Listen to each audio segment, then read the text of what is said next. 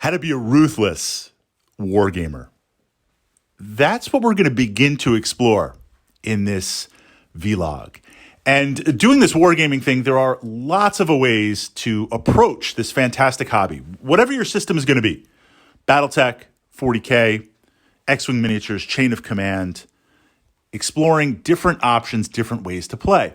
For some people, it's purely build and paint. I've got a 40K friend. He just likes to build and paint. That's it. He plays maybe 3 games a year. And that's not because he doesn't have time, but his focus is building and painting. And then I've got other wargaming enthusiasts, 40K friends, that are extremely tournament-minded, tournament play. And then a lot of us, I'll say, are somewhat in the middle, right? We enjoy some competitive play here and there. We enjoy approaching it from that perspective.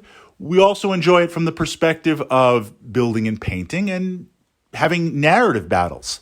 I'm a big fan of immersing yourself as best you can in all 3 aspects of the hobby. But it's natural at different times and different places to gravitate. And in my own framework, I consider myself a narrative player. That's kind of where I started, where I wound up, and how I continue. I'm getting into wargaming through Warhammer 40,000 with my friends who played Dungeons & Dragons, and also playing Warhammer 40K, our own startup group. We didn't have anyone teach us, so we really had very little idea of what we were doing. There was literally zero balance. It was like we played every Friday, basement battle reports. On the weekend, you went and bought some new models or a tank, painted them up, showed up next Friday. And looking back at some of the battles, they were a lot of fun, but not that there was ever any balance in 40K. There was just zero balance anywhere. So it just seemed natural for me to approach the hobby from that narrative perspective. We're sitting down, we've got some miniatures, let's do something cool. Let's make something happen. Let's have a battle where we're going to remember this years from now. And I can do that even with my memory, which I've got to upgrade my memory here. Too many wargaming systems floating around, too many battles floating around in my mind, but I can remember games that I've played years ago. Narrative, just so much fun, those great moments. That's what I want to capture. Okay, we've put that aside. I've put that aside, and I'm going to switch to competitive play, because that doesn't mean that I can't do that. That doesn't mean that I can't turn that on. There were a number of years of playing 40K competitively, exploring 40K, Warhammer 40,000, just looking to win. And I'm not saying that was maybe the most balanced time in my life. I don't regret it in that I had a different time structure with work, so I was able to travel every weekend. We'd go out to Brothers Grimm. We'd go out to Toy Wiz. We'd play at various tournaments. We'd go down to Games Day. We'd go up to some of the stores up in Connecticut. We really kind of traveled all over and played from that competitive standpoint. And this is where I began to formulate, not only just through the brutality of getting destroyed and winning and playing on the table against some amazing players, but this is where I started to really put together this framework of competitive play that I've used for other systems. When we jumped into X-Wing miniatures, when it was first rolling out, fantastic X-Wing miniature community, competitive play supported by Fantasy Flight, and your prizes were ships, and the ships weren't always in print. We jumped right into that, and we were just, I've always played X-Wing miniatures, really, really competitive and enjoyable system. But I brought over these ideas from 40K because when I was playing Warhammer 40,000 competitively for about 4 or 5 years or so, the rule system for Warhammer is just, it is what it is. No balance, nothing fair, nothing play tested. So you were really forced, constantly changing. You were forced to come up with a solid framework of how to meta the system and leverage it to win. Now, I'm not talking about looking at rules and bending them and kind of forcing your way to win. I'm talking about whatever the rule set is, utilizing that aspect. Okay, we've got that framework. We're ready to jump in. The first place you start, level 0, before we get to level 1, you got to understand the rules. You have to. I'm not going to say memorize them, and that's good because, again, my mind is full of so many rules. But you have to have an idea of what you can do, what you can't do. You have to have an idea of the flow and the phase of the game. You have to have an idea of how your opponent is going to try and affect you in these various turns. So having an overall understanding of, okay, now this is the movement phase. This is when I do this. This is the initiative phase. This is when I do this. This is when I attack. Okay, well, when I attack, there's all these modifiers, like BattleTech modifiers. Did I move? Am I standing still? How many hexes? What's the range? Is there a minimum? Is my opponent behind cover? My target behind cover? All that stuff, you can have it memorized or not, but you understand what you have to do and look it up. So you understand, okay, this is the framework of the game. That's level 0. Level 1, now we can start jumping in. And I posted up to the Wargaming Tactica playlist here on my channel, active versus passive players. I'm just going to mention this because it's very, very important. This is the overall mental mindset before we jump into some of the physical or tactica points to keep in mind. An active player is one that, and I'm going to kind of summarize it here because the other vlog goes into a lot greater detail. An active player, you want to be active, you want to force your opponent to be passive. These are just my terms. You can use whatever you want to explore them better. An active player is one that says, here's my army, armada, force, whatever it's going to be. I'm going to call it an army, warband. This is what it's going to do. This is what it needs to do for the mission, almost as if the other player in the army isn't even there. I'm going to go take those objectives. I'm going to smash through that area there. I'm going to destroy that unit there. And that's what you do. You don't change the plan. You follow, you take the momentum. A passive player is reactive, is one that says, oh, Fritz is moving out. Okay, well, maybe I better send my skirmishers up here to try and hold them off. Okay, whoa, my skirmishers just took some damage. Okay, maybe I should pull them back and retreat. What should I do over here? You don't react. If I'm going to send those skirmishers up there, DBA, I'm going to send them up there with my slings, my Romans, and they're going to do what they got to do, right? This idea of shifting, having a plan, executing it, sticking to it, shifting the momentum to where your opponent is reacting and guessing to what you're doing. That's an important mindset, understanding the rules and having this.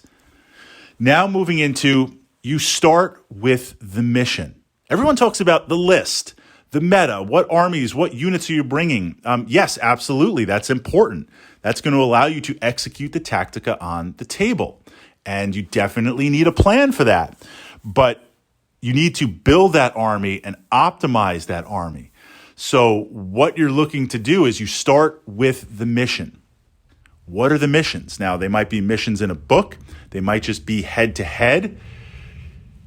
Might be part of a tournament. Often, some of the tournaments we used to play in, they would release the mission packet because everything was completely transparent. I think that was good, but you were just arming us with advanced knowledge on how to tailor our list to dominate missions. You always start with the mission. And this could be something as casual as you're part of a gaming club. I mean, I hope you're not going to utilize and be totally ruthless and kind of suck the fun out of wargaming. But if you just regularly play on a Tuesday night at a club, and these are kind of the missions that you cycle through, you build your army to fit those missions. You draw the units to fit those missions. So what are the missions? You need to be on certain objectives. You're going to need stuff that can get there and stay there. You're going to need stuff that can remove opposing units from objectives. You need to be able to destroy certain units at a phase in the game to earn points. What are those units? How do you destroy it? How do you protect your own units? Coming up with building your list. Now that's where then you look at your army book, whatever we're going to call it, and you start selecting units based on the mission. This has always been hard for me. This has always been hard for me because there's so many cool units in every wargaming system, and I want to collect miniatures, I want to play stuff, I want to roll the dice and have fun. But you're going to see that certain miniatures just don't work. Certain units are not optimized for the mission. You have your pool of what is the most ruthless, optimized, and what isn't. Next is avoiding point sinks. Quality versus quantity. Taking a good mix of lots and lots of units. Anything that I can do to get more dice on the table, you always get more dice on the table. Okay, well, there's this powerful unit that if I move it up and I hit, then I roll this, then I can do that, then this can happen. And then if that happens, the whole vortex opens up and blows itself off. This is kind of a long time ago. But these what-if scenarios look good on paper. Pulling them off in a tournament setting, no. Always take more dice. You can have like your one powerful super unit with some ability. You know what? Just give me like a bucket full of 50 dice. I'll take that out. I will say this. Only once when I was playing Space Wolves, and I'm kind of spacing on the Space Wolf dude's name. It wasn't Stormcaller dude. It wasn't Ragnar. It was the guy with the vortex grenade or the stasis grenade. Lucas. Was it Lucas the Trickster? Anyway, when he died, the unit that he was in base contact with, he activated his stasis grenade, and essentially it you rolled and you saw like, what if this happens, if that happens, if this happens, if that happens, the unit gets caught and it's removed from play. So we were playing a tournament game where you were allowed super heavies, and my man brings a Titan. Now this is before, right? I mean, if this is familiar to you, this is before GW officially released Titans. Why are you allowing Titans in a tournament? I have no idea, but of course, using this framework, every dude's taking a Titan. Well, I took Lucas, and I'm like, I'm going to run up there, and I'm going to pop this off, and I'm going to vortex stasis bomb your Titan. And the GW rules say it's gone. Doesn't matter void shields. Doesn't matter what you have. It's gone. And I only pulled it off once. The nerd rage that they had was well worth the price of admission.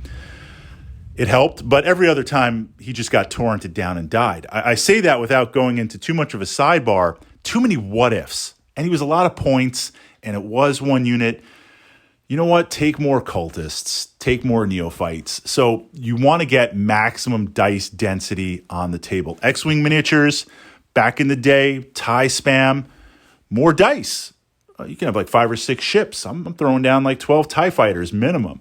So volume of dice, optimized units, cheap units. Cheap as in battle value, power level, squadron points, throne geld, whatever it's going to be. Avoid those really, really pricey units. Unless, now we're looking at the rules. So you've looked at the mission. Now you're looking for, I don't want to say loopholes in the rules, but a war game being a system of what you can do and can't do, there's going to be certain things that you can do better. So from that perspective, really looking and saying, okay, do the rules make these units much better? And it could be just a design accident. It could be something like GW does. They want to sell certain models, so they pump it up, utilizing and shifting that meta. This is where you'll see competitive players will constantly be changing their army because they're acknowledging that the rules change as things are updated and released in many systems, and you need to chase that and you need to leverage that. But that's where most people stop. Most people stop and just say, well, he's bringing the most powerful units. He's a power gamer. That's it. And some armies can power game your way through. But the true winners that show up, the people that I would constantly face again and again on the top tables, and I'd make it to like table 2, round 3, meet some excellent wargamers, and they would just smash me, and I'd be cast down into like table 16 to finish the tournament.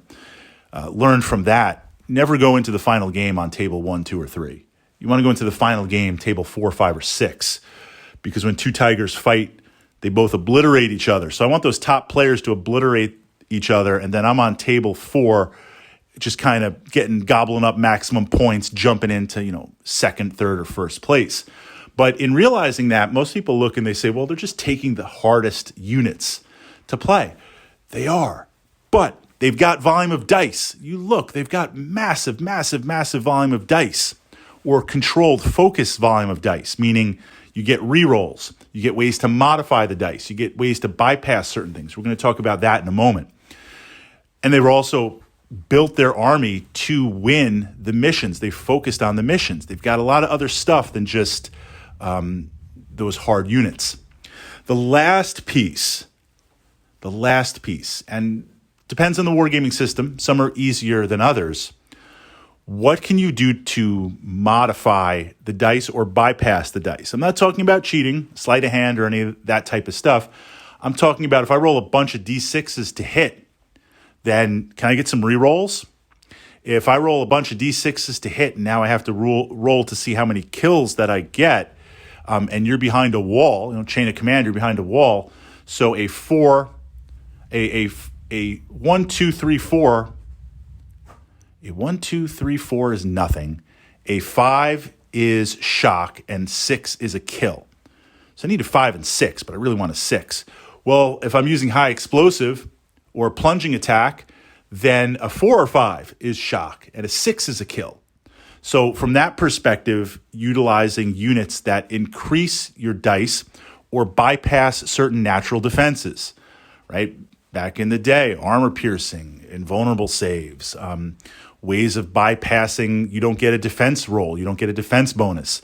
Taking those things and actively chasing those things. What this means is you have to be either all in or all out.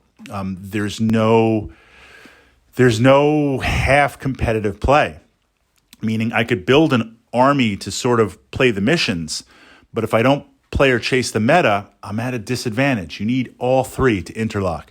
Fritz, I remember you from back in the day, and I faced you on some of these tables. You were playing your Harlequins before they were a proper codex. You're running your jet bike stuff. You're doing your Necron warrior list. You've brought some crazy stuff over the years. That's true. I have approached tournament play when I was getting kind of burned out. I just wanted to play for the lulls. I wanted to play for the social aspect and the fun. That doesn't mean I wasn't doing my best to win, but in taking certain armies I had to acknowledge on these 3 points, I was only potentially covering 1 or 2, or 1. That left me vulnerable to certain armies. I had a Grey Knight build that, I had a Tyrannid build that it went against a Grey Knight army, and with their defensive grenades and all this stuff and shenanigans, I literally couldn't get a single attack in. I mean, we played the game out, but I'm like, I can't even touch you. It was a competitive play, and I went into it with a different mindset. So I'm not saying don't play narrative. I'm not saying play completely competitive, but you have to kind of be all in or not. And you can exist in both worlds. I think we should leave it at that. You can exist in both worlds. For a while, I played competitively, and my army lists and the various systems, especially X-Wing, reflected that. Then after a while, when I had my fill, I went to these tournaments and events to meet friends and brought a more relaxed list. Sometimes I would bring a list that would have to align with certain craziness in the rules for it to happen. And I'm like, look, I just need to pull this off once in a tournament, and you're going to be saying my name and talking about it at your club forever, right? So there were aspects of that. You don't have to be into one aspect of play. But if you want to be a ruthless wargamer, that's the first part of the formula. We're going to look at the second part and then the final part of that formula in the next couple of vlogs.